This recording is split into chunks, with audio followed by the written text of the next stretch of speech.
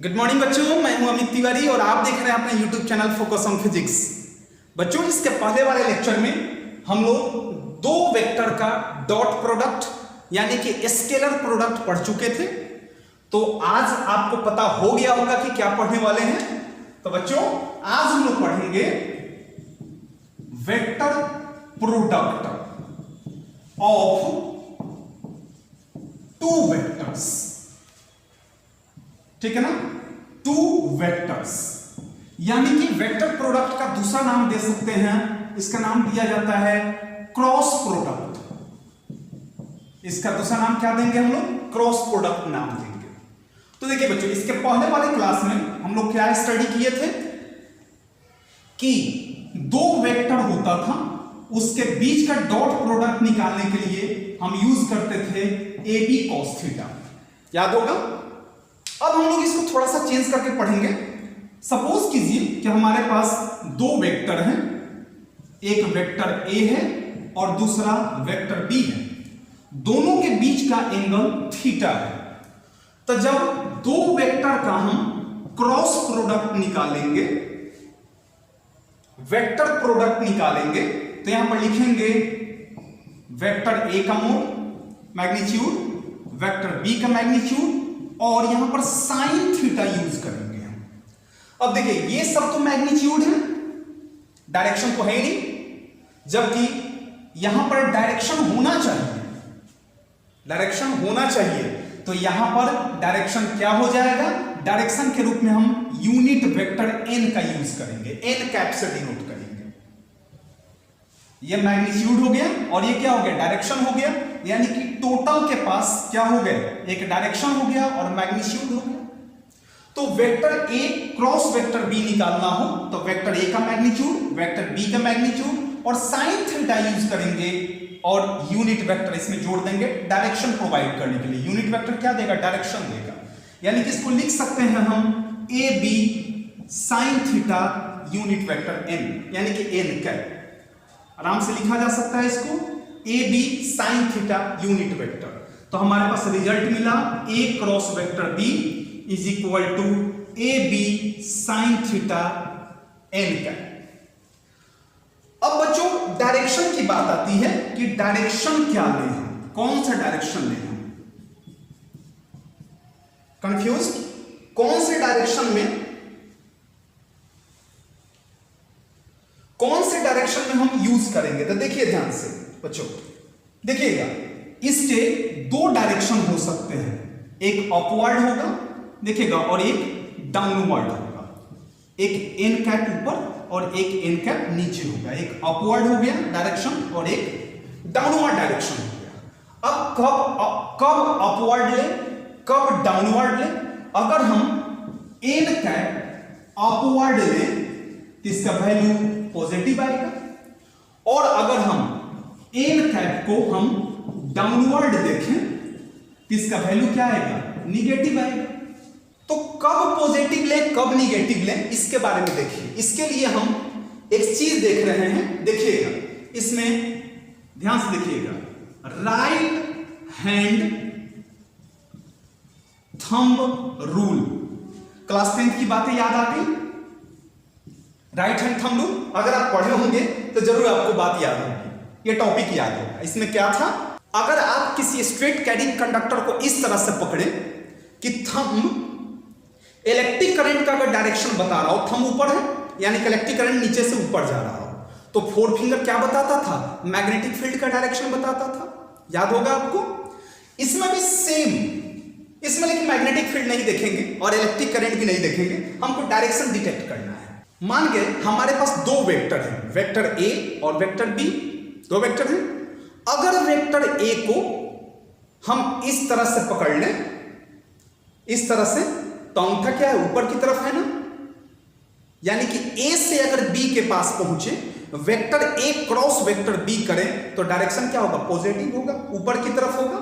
लेकिन वहीं बी को अगर हम होल्ड करें, बी को अगर होल्ड करें, बी से ए की तरफ आए, बी क्रॉस ए करें, तो क्या होगा? डायरेक्शन आपको अंगूठा क्या दिख रहा है? नीचे की तरफ दिख रहा है ना, यानी कि डायरेक्शन नीचे की तरफ होगा। बस होल्ड कीजिए। आप क्या कीजिए, जैसे हम निकालते हैं, अगर यहां पर देखिएगा, अगर हम लिखें A क्रॉस B, पूछे डायरेक्शन बताओ, तो A को पकड़ना है, A को हम पकड़े, A से किसकी तरफ जा रहे हैं, B की तरफ जा रहे हैं, तो A को पकड़े हम ऐसे, ऐसे हम A को पकड़े, ठीक है ना। तो ये क्या बता रहा है, रोटेशन बता रहा है, यानी कि कहां से कहां तक जा रहे हैं, A से B की तरफ जा रहे हैं, ऐसे है ना, ऊपर की तरफ A से B की तरफ जा रहे हैं, तो अंगूठा क्या बताएगा, डायरेक्शन शो कर रहा है, यानी कि A vector A cross vector B का डायरेक्शन क्या होगा, ऊपर की तरफ होगा। अब वेक्टर B को होल्ड करें, तो वेक्टर B को ऐसे पकड़ेंगे, मान लीजिए यहां पर ऐसे है, तो वेक्टर B को ऐसे होल्ड किए हम, तो क्या होगा, अंगूठा क्या बता रहा है, थंब आपका क्या बता रहा है, नीचे की तरफ। तो B क्रॉस A करते हैं, दो सिचुएशन है, A क्रॉस B और B क्रॉस A। तो A क्रॉस B करते हैं तो किधर जा रहे हैं, A से B की तरफ जा रहे हैं, ऐसे पकड़े हुए हैं, तो देखिए अंगूठा ऊपर की तरफ है ना, तो डायरेक्शन क्या होगा इसमें, डायरेक्शन इसका अपवर्ड है। A क्रॉस B का डायरेक्शन क्या होगा, अपवर्ड होगा, और B क्रॉस A का डायरेक्शन क्या होगा, डाउनवर्ड होगा, और जब डाउनवर्ड हो तो उसका वैल्यू निगेटिव आएगा, और अपवर्ड हो तो उसका वैल्यू पॉजिटिव आएगा। तो राइट हैंड थंब रूल के अनुसार से इसका हम डायरेक्शन डिटेक्ट कर सकते हैं। अगर हमारा फोर फिंगर वेक्टर A से B तक का रोटेशन शो करे, यानी कि अगर हमारा फोर फिंगर दो वेक्टर का रोटेशन शो करता हो, तो जो अंगूठा होगा, थंब होगा, वो क्या शो करेगा, आपका डायरेक्शन शो करेगा, वेक्टर A और वेक्टर B के क्रॉस प्रोडक्ट का डायरेक्शन शो करेगा। और अगर ऐसे हम करें तो रोटेशन क्या, नीचे की तरफ, यानी कि B से किसकी तरफ आ रहे हैं, A की तरफ आ रहे हैं, तो जब B से A की तरफ आएंगे तो डायरेक्शन क्या होगा, नीचे की तरफ होगा। समझे ना बात को बच्चों। चलिए नेक्स्ट इसी पर एक चीज और देखते हैं, हम लोग ढंग से समझते हैं इसमें। देखिएगा, आपको पता है 3 डायमेंशनल अगर हम एक्सिस फॉर्म करें तो ये x, ये y और ये क्या हो जाएगा, z। ध्यान दीजिएगा, ये यूनिट वेक्टर i, इसको यूनिट वेक्टर j और इसको यूनिट वेक्टर k मान लीजिए। अब अगर a से b की तरफ, यानी x से y की तरफ जाएं, यानी कि हमको अगर मान लीजिए x मानते हैं, vector x cross vector y निकालना हो, vector a cross vector x cross vector y निकालना हो, तब क्या करेंगे, तो डायरेक्शन पूछे, तो x से y की तरफ जा रहे हैं। अब देखिएगा ध्यान से एक चीज, कि सपोज कीजिए ये x है, ये y है, ऐसे ऐसे है, ये x है और ये क्या है, y है। तो x क्रॉस y कर रहे हैं हम, यहां पर x क्रॉस y कर रहे हैं, तो x क्रॉस y को ऐसे पकड़ेंगे अगर हम, तो अंगूठा क्या बता रहा है, ऊपर की तरफ बता रहा है, यानी कि डायरेक्शन क्या होगा, अपवर्ड होगा। ध्यान दीजिएगा, दो डायरेक्शन होंगे। अगर हम y क्रॉस x करें, y को पकड़े हम, तो अंगूठा क्या बता रहा है, नीचे की तरफ, यानी कि दो डायरेक्शन है ना। तो अगर x क्रॉस y करें, तो ये जो z है वो ऐसे है ऊपर की तरफ, तो x क्रॉस y करते हैं तो क्या बता रहा है, ऊपर की तरफ, यानी कि ऊपर होगा। तो x और y मिलकर क्या देगा हमको, कौन सा डायरेक्शन हमको शो करेगा, ये z वाला जो होगा वही डायरेक्शन होगा। यानी कि x को क्या कहते हैं, वेक्टर i। ध्यान से समझना बच्चों, बड़ा इंपॉर्टेंट है ये, unit vector i cross unit vector j is equal to क्या देगा, i j मिल करके, यहां पर लिख देते हैं इसको, i j मिल करके डायरेक्शन क्या दिया, ये बाहर की तरफ डायरेक्शन दे रहा है ना, i j मिल करके क्या देगा, यहां पर k देगा। और अगर हम j i करें, j unit vector j cross unit vector i करें, देखिए j से i करना है हम लोग, j से y i करना है, तो j को पकड़ेंगे हम ऐसे, ये j है ना, y एक्सिस पर j है ना, ऐसे पकड़े तो क्या होगा, नीचे बता रहा है, यानी कि z जो अंदर वाला था ऐसे, एक बार में हम क्या किए, x और y को किए, x और y को किए तो z ऊपर हुआ, और y और x को करेंगे तो z क्या होगा, नीचे की तरफ होगा ना। तो एक बार डायरेक्शन क्या होगा, नीचे की तरफ। तो j और i मिल करके k तो देगा, k तो निश्चित रूप से देगा, लेकिन k किस में देगा, निगेटिव में देगा, क्योंकि ये डाउनवर्ड है। तो j और i में डायरेक्शन क्या हो जाएगा, डाउनवर्ड हो जाएगा, और i और j में डायरेक्शन क्या हो जाएगा, अपवर्ड हो जाएगा। अपवर्ड हुआ तो पॉजिटिव हुआ और डाउनवर्ड हुआ तो निगेटिव हुआ। इसको और विस्तार से पढ़ेंगे हम लोग प्रॉपर्टीज में, बहुत अच्छे समझ में आएगा। मिटाई से बच्चों उम्मीद है समझ में आ गया होगा। कुछ इसके एग्जाम्पल देख लेते हैं, क्रॉस प्रोडक्ट का एग्जाम्पल देख लेते हैं। डायरेक्शन समझना बड़ा जरूरी है, नहीं समझ में आएगा प्रॉब्लम होने लग जाएगा। देखिए एग्जाम्पल के रूप में क्या यूज कर सकते हैं हम एग्जाम्पल में, जैसे कि टॉर्क। टॉर्क बराबर होता है vector r into vector f, जहां पर वेक्टर r जो है उसको क्या कहेंगे हम, पोजीशन वेक्टर, और f यहां पे क्या है, फोर्स वेक्टर है, फोर्स वेक्टर है। उसी तरह एक और एग्जांपल अगर ले लें हम, एंगुलर मोमेंटम। एंगुलर मोमेंटम का एग्जांपल अगर हम ले लें तो L इज इक्वल टू होता है R इंटू P, जहां पर R जो होगा वो क्या होगा, पोजीशन वेक्टर, और P जो होगा वो क्या होगा, लीनियर मोमेंटम। पढ़े होंगे आप लोग, लीनियर मोमेंटम। तो क्रॉस प्रोडक्ट है सब। दो एग्जांपल मैंने बताया, एग्जांपल फर्स्ट और यहां पर एग्जांपल सेकंड मैंने बताया। अब चलते हैं इसके प्रॉपर्टी की तरफ। ढंग से समझना है, बहुत अच्छे से समझना है हम लोगों को, ताकि दिक्कत ना हो न्यूमेरिकल बनाते समय।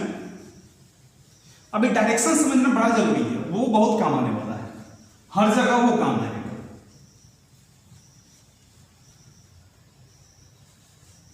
पढ़ते हैं हम लोग प्रॉपर्टीज, किसका, properties of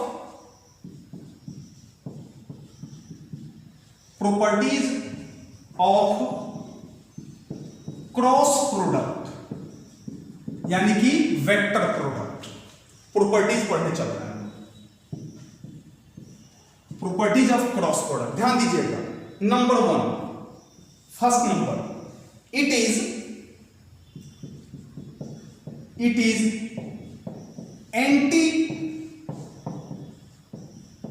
commutative. Anti commutative यानी कि vector A into vector B never be equal to vector B into vector A। Direction opposite हो जाएंगे, मैंने अभी बताया, यानी कि लिख सकते हैं vector A cross vector B equal to minus vector B into A। ठीक है ना, डॉट प्रोडक्ट में उल्टा था, वो फॉलो करता था कम्यूटेटिव को, ये एंटी कम्यूटेटिव होता है। अब कैसे, देखिए एंटी कम्यूटेटिव का मतलब क्या हुआ। देखिए अभी जस्ट हम लोग पढ़ रहे थे आई जे के वाला एग्जांपल देकर के, ध्यान से, ये हो गया वेक्टर आई, ये हो गया वेक्टर जे, और यहां पर दे दिए हम वेक्टर के। तो यहां पर देखिए अगर हम वेक्टर आई क्रॉस वेक्टर जे निकालें, वेक्टर आई क्रॉस वेक्टर जे, और दूसरी तरफ देखिए वेक्टर आई वेक्टर जे, तो वेक्टर आई को ऐसा होल्ड करेंगे तो डायरेक्शन क्या होगा, ऊपर की तरफ। ये 3 डायमेंशनल फिगर है, यानी कि के जो है ये ऐसे निकला हुआ बाहर की तरफ, ऐसे निकला हुआ है, उठा हुआ है बाहर की तरफ। तो आई और जे मिलकर के क्या देगा, के देगा, बाहर की तरफ के दे रहा है, तो आई जे के क्या देगा, बाहर की तरफ। तो बाहर जो होगा वो पॉजिटिव होगा, यानी कि यहां पर प्लस के होगा। ध्यान देखना, आई जे, उसके बाद जे क्रॉस के, जे और के।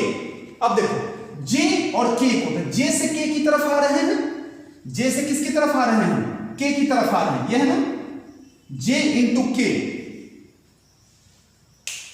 तो जे से किसकी तरफ आ रहे हैं, के की तरफ आ रहे हैं। अब क्या करो, इसको आप जे मान लो, इसको आप के मान लो, और यहां पे आई मान लीजिए।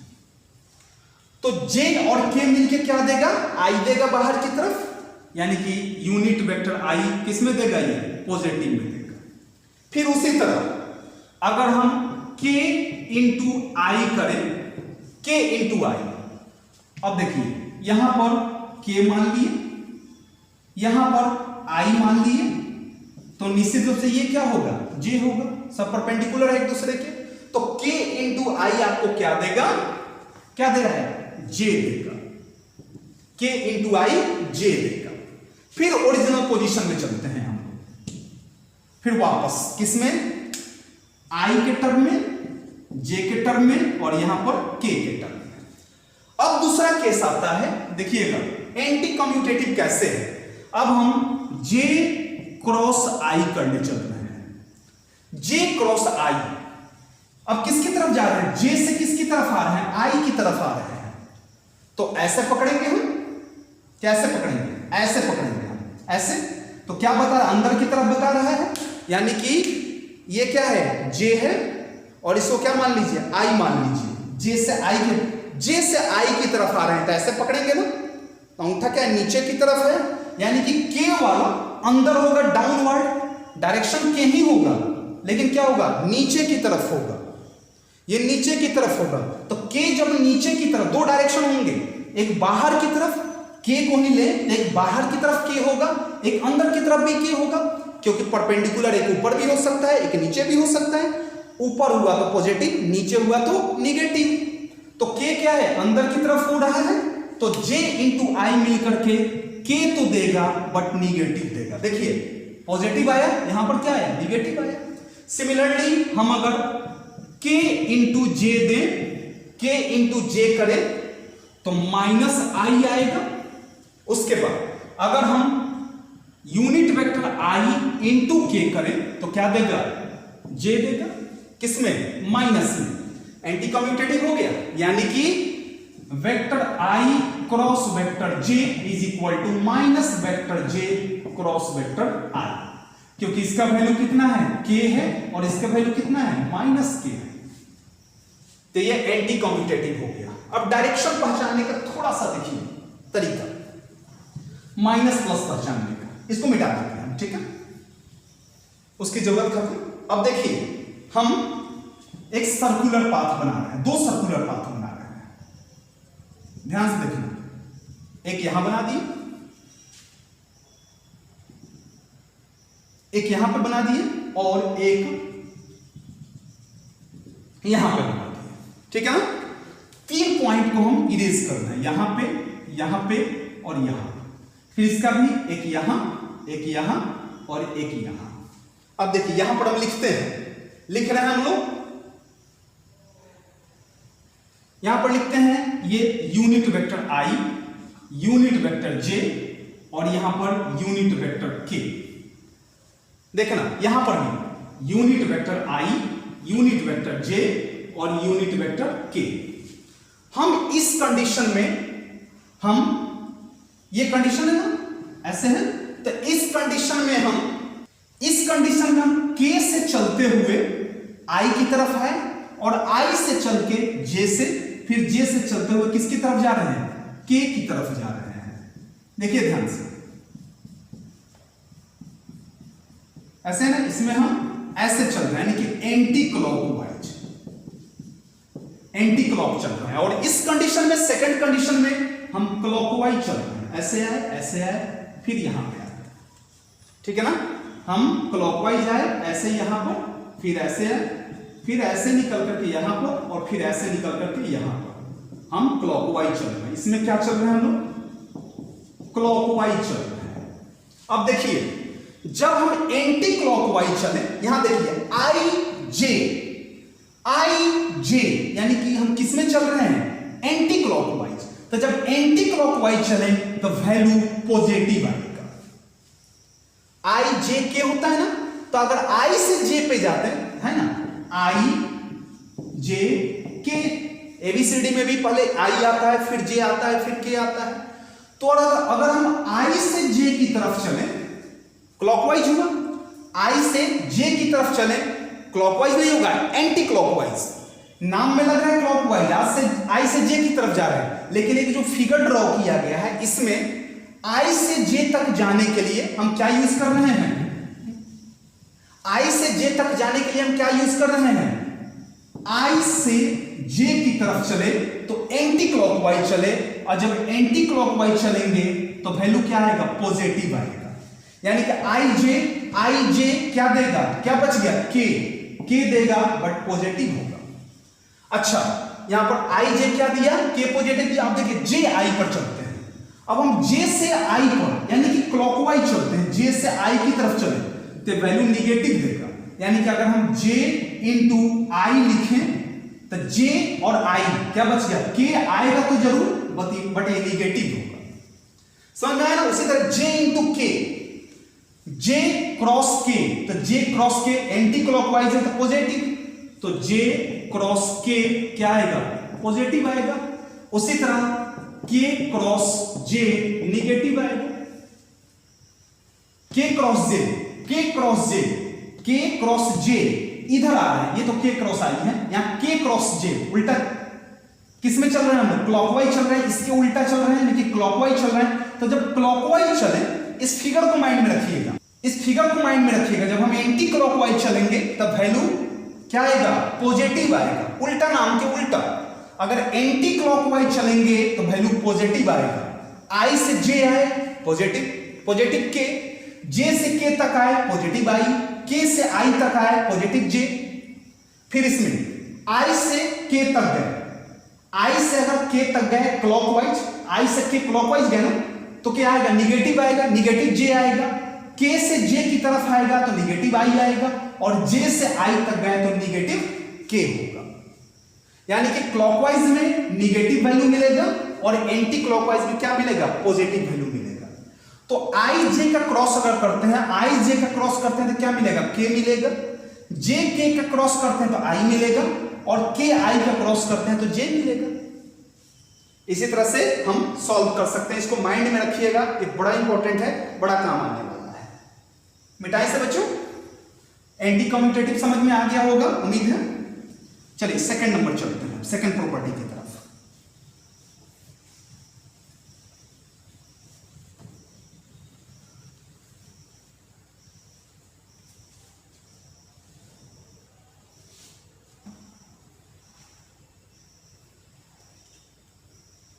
सेकंड नंबर प्रॉपर्टी है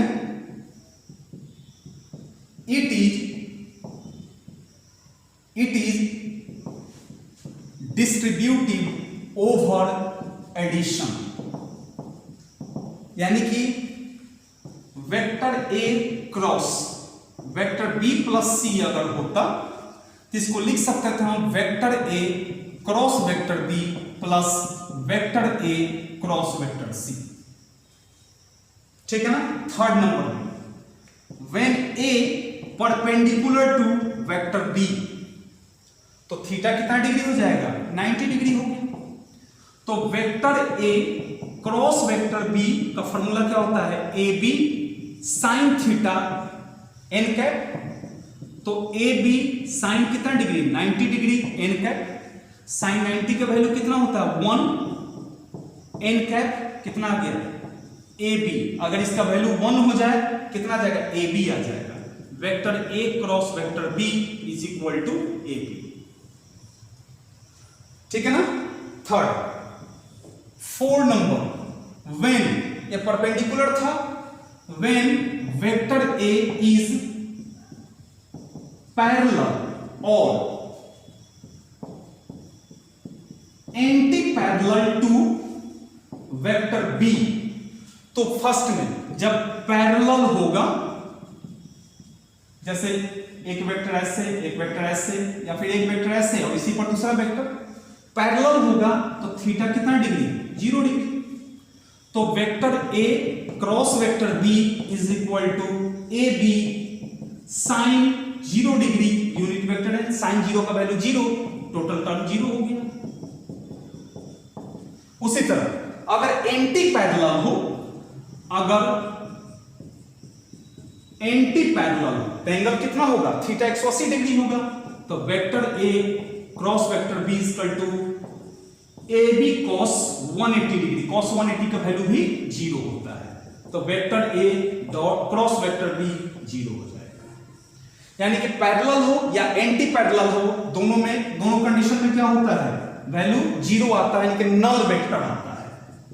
इसको नल वेक्टर कहा जाता है, जीरो वेक्टर कहा जाता है।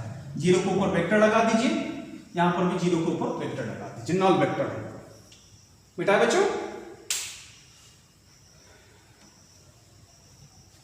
5 नंबर प्रॉपर्टी देखिए।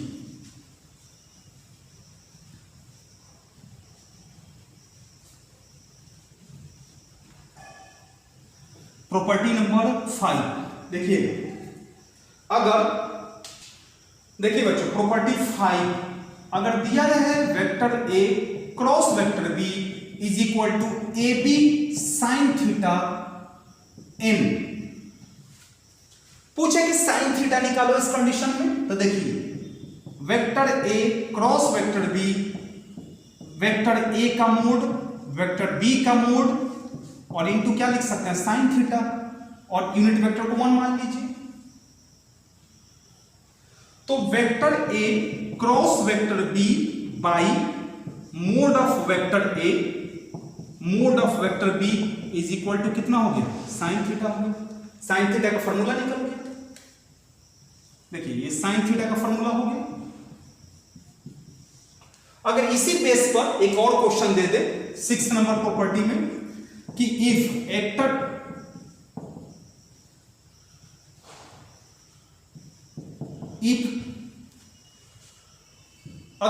अगर इसी बेस पर एक और प्रॉपर्टी दे दे कि vector A dot vector B is equal to होता है A B sine theta N, find unit vector.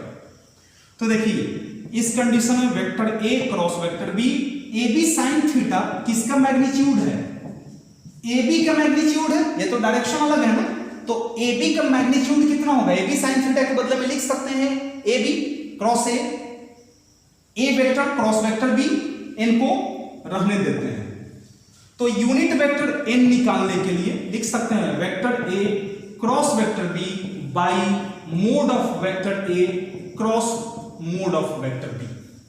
आप लोग घबराइए नहीं, थोड़ा सा इस पर न्यूमेरिकल हम कुछ बनवा देंगे 1-2 क्वेश्चन, लेकिन इसके बाद वाला जो क्लास होगा उसमें स्केलर प्रोडक्ट और डॉट प्रोडक्ट से रिलेटेड बहुत सारे न्यूमेरिकल हम लोग देखेंगे, अलग अलग तरीके का कुछ ऐसे क्वेश्चन भी देखेंगे जो कि किसी कंपटीशन लेवल पे पूछा गया हो, तब आपको मजा आएगा पढ़ने में। अभी तो बस थ्योरी जान लीजिए, ज्यादा बेहतर हो। बिठाए बच्चों इसे, इसके बाद वाला क्लास मिस मत कीजिएगा, ये लेक्चर पढ़ के और इसके बाद वाला क्लास आप लोग जरूर पढ़िएगा, अच्छे समझ में आएगा।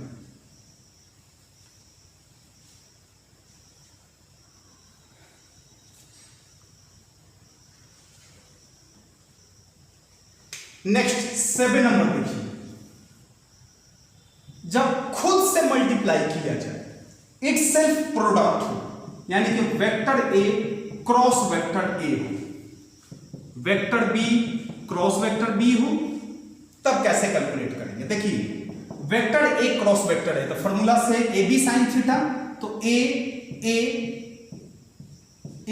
कितना sine theta unit vector N, तो ए कितना हो जाएगा ए स्क्वायर, और साइन चूंकि ए क्रॉस ए है, ए क्रॉस ए है, तो दोनों के बीच का एंगल कितना डिग्री हो जाएगा, ए क्रॉस ए है तो दोनों के बीच का एंगल 0 डिग्री, तो साइन 0 डिग्री यूनिट वेक्टर, तो वैल्यू कितना हो जाएंगे ए स्क्वायर इंटू 0 यानी कि 0। तो बी इंटू बी भी करते हैं अगर तो कितना हो जाएगा बी स्क्वायर इंटू 0 यानी कि 0। तो ए इंटू ए करो तो 0 और बी इंटू बी करो तो 0 मिलेगा। यानी कि एक बात सामने आए कि अगर हम यूनिट वेक्टर आई क्रॉस यूनिट वेक्टर आई करें तो उसका वैल्यू 0 होगा, ठीक है ना। फिर unit vector J into unit vector जे हो, इसका वैल्यू कितना होगा 0 होगा, और यूनिट वेक्टर के क्रॉस यूनिट वेक्टर के हो तो 0 होगा। यूनिट वेक्टर है एक सॉल्व करके बता देते हैं हम, i इंटू आई, तो फॉर्मूला से ए बी साइन थीटा, तो a का वैल्यू 1, b का भी वैल्यू 1, ठीक है ना, और साइन थीटा, साइन कितना degree 0 degree into n, total term कितना हो गया 0 हो गया। उसी तरह इसका भी और इसका भी, बस जस्ट इसी पर चलेगा ये बी वाला टर्म है और ये ए वाला टर्म है, ठीक है ना, इसी पर चलेगा, इस पर ये चलेगा। सेम के साथ मल्टीप्लाई करो तो 0 आ जाएगा, और डिफरेंट के साथ मल्टीप्लाई करो, जैसे कि आई जे करो तो क्या देगा, के देगा, जे आई करो तो माइनस के देगा। डिफरेंट के साथ के, सेम के साथ बस वही 0। चलिए नेक्स्ट, सबसे इंपॉर्टेंट देखिएगा ध्यान से, सबसे इंपॉर्टेंट पढ़ने चल रहा है हम लोग, जिस पर सारे न्यूमेरिकल्स आपके बने, ध्यान से देखिएगा। देखिए देखते हैं सबसे important, vector product in term of rectangular component. देखो अगर वेक्टर ए बराबर दिया रहे ए x I plus A Y J plus A Z के, 3 डायमेंशनल है। वेक्टर बी दिया हुआ रहे, वेक्टर बी दिया रहे B X I plus B Y J plus B Z K, बोले कि find vector A cross vector B, निकालो। मैग्नीट्यूड तो बात की बात है, पहले क्वेश्चन दे दे vector A cross vector B निकालो, बड़ा आसान सा फॉर्मूला है। देखिए पहले आप लिख दीजिए आई जे और के, तीनों लिख दिए।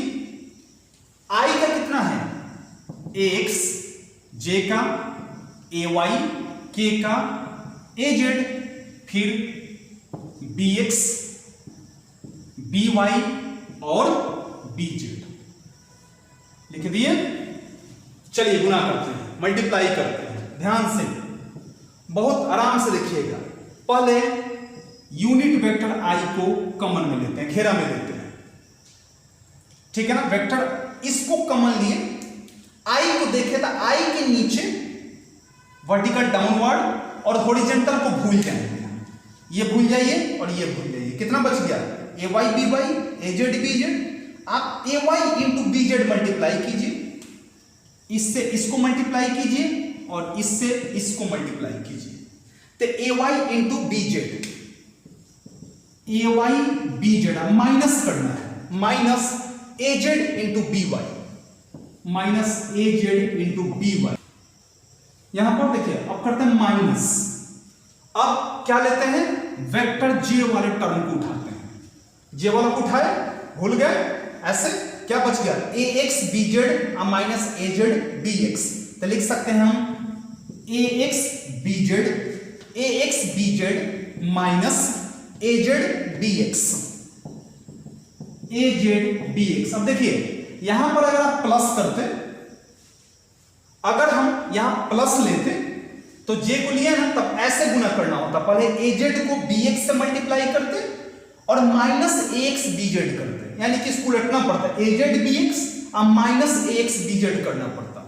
तो हम यहां माइनस ले लिए, हालांकि बुक्स में कहीं कहीं यहां प्लस दिया हुआ है और इसको पहले लिख दिया और इसको बाद में लिख दिया है, कोई फर्क नहीं पड़ता है, ठीक है ना। फिर अब के को उठाते हैं, अब यहां पर प्लस कर दीजिए, प्लस के को उठाए, प्लस के को उठाए, अब इसको भूल जाते हैं, क्या बच गया, ए X B Y minus A Y B x, तो ए X B Y minus A Y B x, यही हो गया सॉल्यूशन। अब इसको एक स्ट्रेट लाइन में लिख देते हैं हम, एक लाइन में देखिएगा, वेक्टर यूनिट वेक्टर आई कितना हो गया, A Y B Z minus A Z B Y, minus vector J, unit vector J A X B Z minus A Z B X, और plus unit vector K into, यहां से कर देते हैं plus unit vector K into A X B Y minus A Y B X. इस पर एक question solve कर देते हैं, तब ज्यादा अच्छे से समझ में आएगा। ये फॉर्मूला हम छोड़ के बाकी सबको मिटा दें।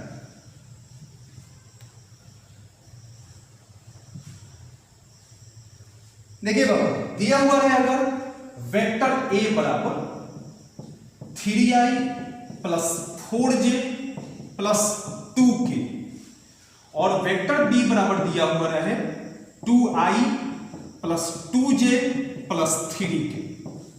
बोले कैलकुलेट करो, vector A cross vector B निकालना है। आप क्या कीजिए, सबसे पहले इसको बॉक्स में डाल दीजिए, i j k। इतना फॉर्मूला याद करने की जरूरत नहीं है, डिटरमिनेंट के फॉर्म में आप इसको बस लिखिए। i का कितना है 3, j का 4 और 2 3 4 2 इसका 2 2 3 2 2 3 लिख दिए, ठीक है ना। अब देखिए, अब सॉल्व करते हैं इसको।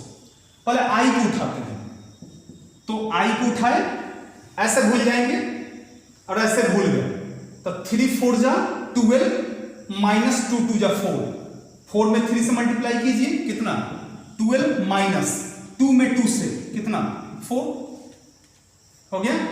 अब क्या है, माइनस है ना, तो माइनस जे, बुक में प्लस जे दिया हुआ है लेकिन टर्म इधर से उधर कर दिया था, माइनस दे दिए, अच्छा रहेगा। अब जे को 3 में 3 से 9 माइनस 2 में 2 से 4। हम हमेशा बोल रहे हैं अगर यहां पर प्लस देते हैं आप, इसको पहले लिखना होगा, इसको बाद में लिखना होगा।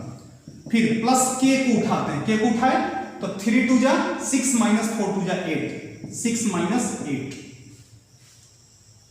ठीक है ना। अब सॉल्व कर लीजिए, 12 माइनस 4 8, तो 8i, 9 माइनस 4 5 माइनस 5j और 6 माइनस 8 माइनस 2 माइनस 2k आ गया सॉल्व। अगर पूछ देता vector A cross vector B का मैग्नीट्यूड निकालो, तो रूट अंडर जो आया 8 का स्क्वायर प्लस माइनस 5 का स्क्वायर प्लस माइनस 2 का स्क्वायर, 8 का स्क्वायर 64 प्लस 5 का स्क्वायर 25 प्लस 4 जोड़ देते हैं, कितना हो जाएगा 93, ठीक है ना। रूट अंडर 93 इसका आंसर हो गया। बस अगर रूट टूटने वाला होता तो तोड़ते, नहीं टूटने वाला होता नहीं तोड़ते। लेकिन इसका एक डेरिवेशन, इस फॉर्मूला का डेरिवेशन करना है हमको, मिटा दिए इसे ना, डिराइव करने चलते हैं। देखिए थोड़ा सा इरिटेटिंग है लेकिन डिराइव करना जरूरी है।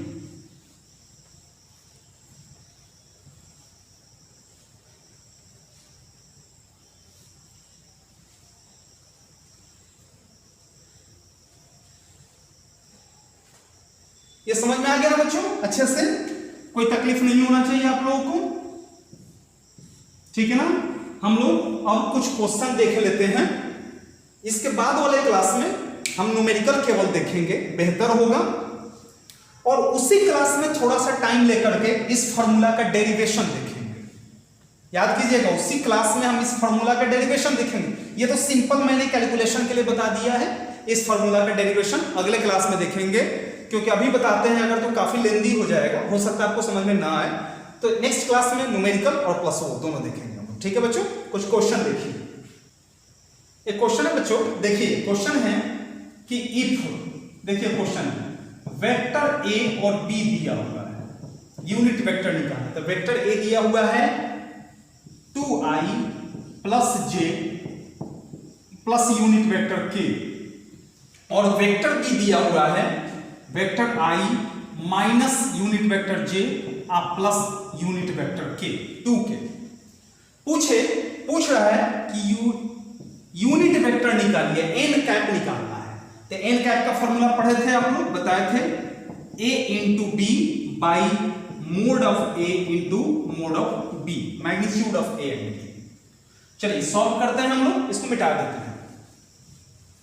सॉल्व करते हैं हम लोग, किसको सॉल्व करना है, a और b को। तो a क्रॉस b डिटरमिनेंट के फॉर्म में लिख देते हैं, फॉर्मूला डेरिवेशन इसके बाद वाले क्लास में। यहां पर i j k, i का 2 1 1, इसका 1 माइनस 1 और 2 हो गया ना। सॉल्व कर लेते हैं, देखिए i unit vector i into थोड़ा सा ज्यादा घूम जाता है आई। तो आई को इसको ढक लेते हैं, तो 2 1 जा 2, अब माइनस माइनस प्लस 1 1 जा 1, तो 2 1 जा 2 प्लस 1 1 जा 1 हो गया ना।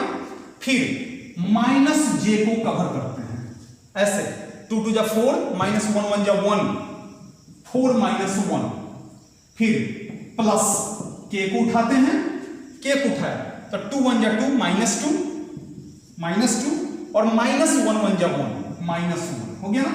आगे हमारे पास 1 3i 4 minus 1 3j minus 3k, क्या निकल गया? ये वेक्टर a क्रॉस b आ गया। अब magnitude of vector a cross b निकाल लीजिए, तो रूट अंडर मैग्नीट्यूड के लिए 3 3 जा 9, 3 3 जा 9 और 3 3 जा 9, रूट अंडर 27 यानी कि 3 रूट 3।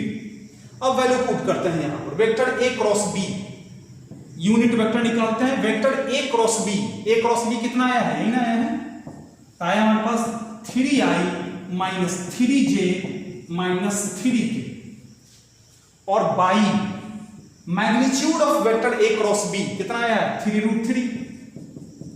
यहां पर ऊपर 3 कॉमन ले लीजिए, 3i minus j minus k, और बाई कितना? बाई यहां पर लिख सकते हैं 3 रूट 3, 3 से 3 कैंसिल, तो हमारे पास लास्टली आंसर क्या आ गया हमारे पास कि i माइनस जे माइनस के बाई कितना? रूट 3।